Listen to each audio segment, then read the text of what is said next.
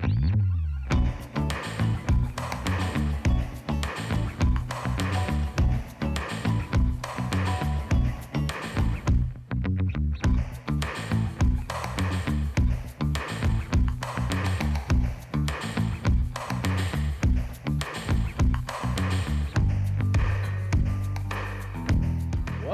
one and all, to another Pacific414 episode review. I am your host, Mike, and this week on the Bad Batch, we got another guest star from the Clone Wars, a very familiar face, and, well, there's a reason why this particular guest star is there.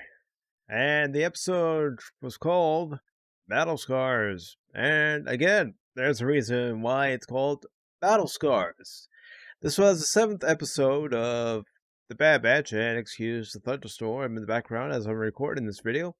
But in this episode, the Bad Batch crew has just retrieved a high-priced lizard, and they're being attacked, and they've got a problem as they're leaving this planet. Their hyperdrive isn't working. Now, how many times have we seen that in Star Wars where the hyperdrive isn't working at some point? Well, Echo's working on it, and Hunter's manning the guns, and he's shooting at the raiders that are coming after him because, well, apparently this lizard creature that's highly valuable is named Ruby, thanks to Omega, and apparently they stole it. So the Bad Batch are just stealing from the thieves who stole it themselves. So they get back to Ord Mantell and get back into Sid's place, and she ends up giving the Bad Batch their cut. But it's not in the amount that the Bad Batch expect, especially Hunter, when he says, "You told me that this job paid 3 times as much." And then she reams up a tally of costs for supplies, food, and snacks. Well, the reason why the snacks are on there is because after each successful mission, since they've gotten to Ord Mantell, Wrecker and Omega have been going and getting a snack that's sold in the Disney parks. It's Star Wars themed. It's popcorn is what they're getting.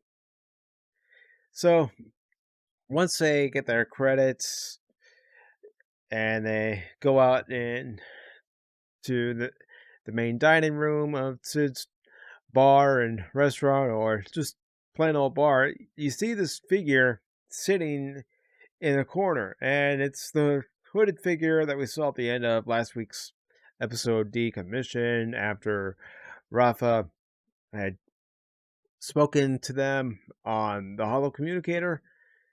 And what ends up happening is this hooded figure turns out to be Captain Rex. Captain Rex is there because he learned of the location of the Bad Batch crew, and he starts asking them about their inhibitor chips. And he inquires as to whether or not they've removed their inhibitor chips. Well, of course, we the audience know the answer, and Hunter gives Rex the answer, saying, "No, we haven't removed our inhibitor chips. Why?" And Rex goes on to tell them how dangerous it is to have the inhibitor chips still in their heads, how dangerous it is for Omega, and the fact that you have Wrecker who's still having his headaches, and Tech is still working on the scanner to determine the exact location of the inhibitor chip so it can eventually be removed. Well, Rex is deeply disturbed by the fact that they still have their inhibitor chips in, and tells them they need to get the inhibitor chips out, and he will keep them apprised as to when and where to meet him in order to get this procedure done. So we later get to a scene where they're back on their starship, they're going through hyperspace, and they're going to meet Rex at this location.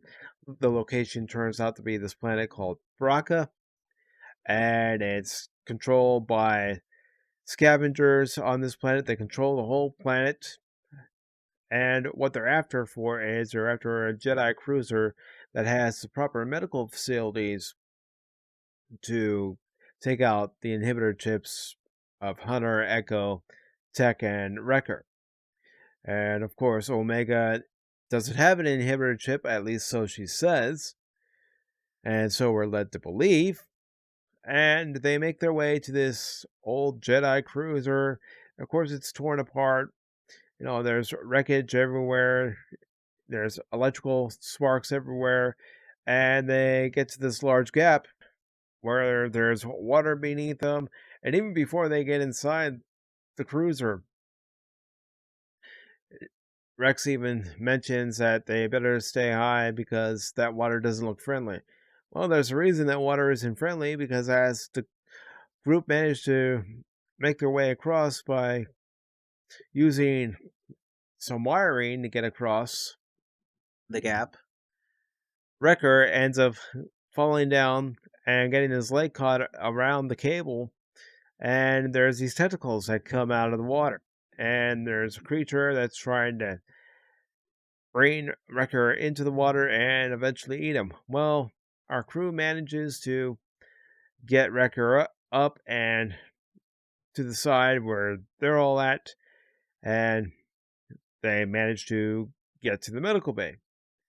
Once in the medical bay, they proceed to activate the systems inside the medical bay to get Wrecker onto the bio bed so they can begin the process of removing the inhibitor chip.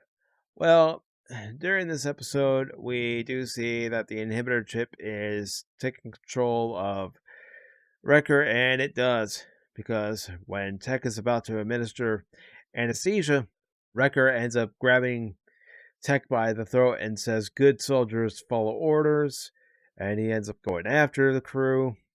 Hunter manages to use some CO2 tanks to temporarily slow down Wrecker. Of course, it doesn't work very long as Wrecker overpowers the rest of the group, including Rex, Echo, and Tech.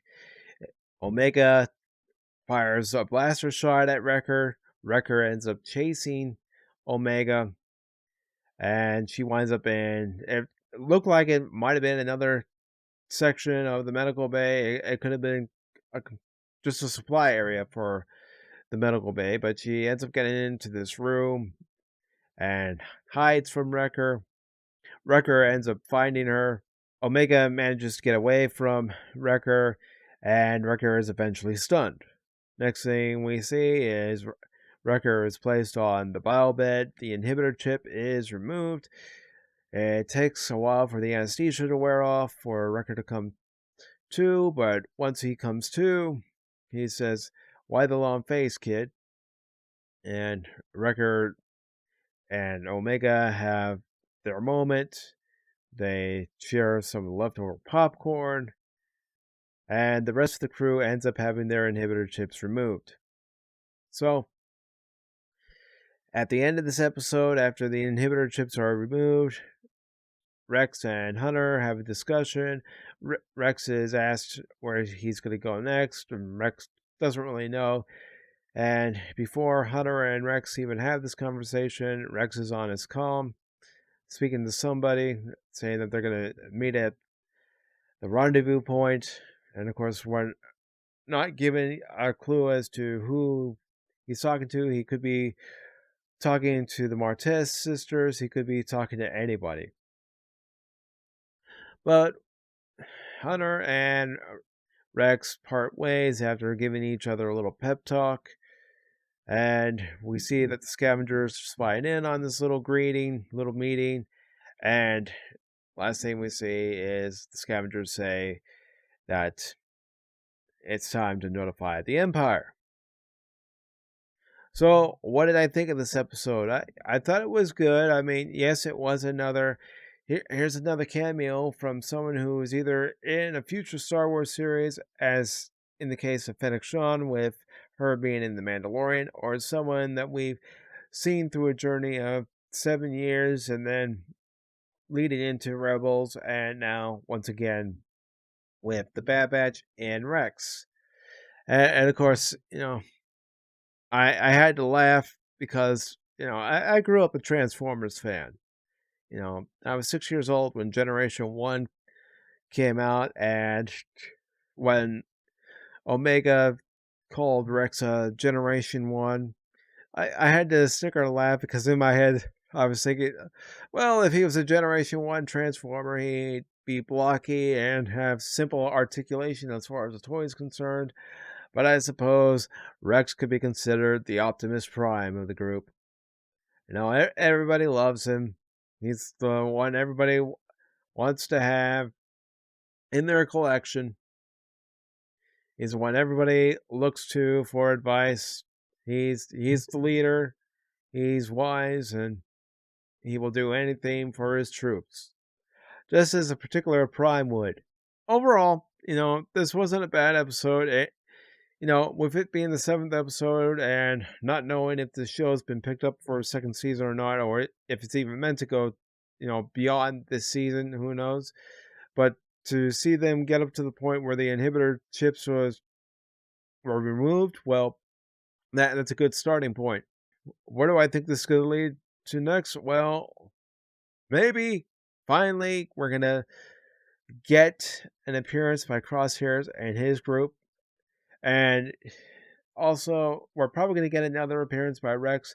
I wasn't surprised to see Rex after he was mentioned by Cut in episode 2, Cut and Run. So you knew Rex was going to be showing up in this episode. Overall, it wasn't a bad episode, but this is starting to turn into the guest star of the week type of episode thing, at least in my opinion, where the show is concerned. But you can also understand why it's happening, because it's taking place shortly after Clone Wars itself. It's still in that same timeline.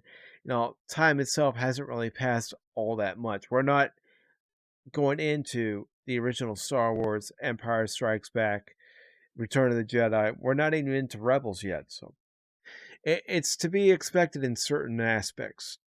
This wasn't a bad episode. It was another remember this character episode, tying up another story arc with the inhibitor chips being removed, and another episode where Omega's on the run because somebody's chasing her, somebody's after her, and somebody, whether it be Hunter or in this case it was Rex, somebody from the Bad Batch crew coming to rescue her. And then of course, one of the things you see in this episode too is you see Rex's Y-Wing that he had in the final episode of the Clone Wars before he and Ahsoka left. And of course, it was nice to hear Rex mention that he doesn't want to bury any more of his brothers. And if you watch the end of the Clone Wars, you did see where they buried each and every last one of those soldiers. The show, it still has questions to answer.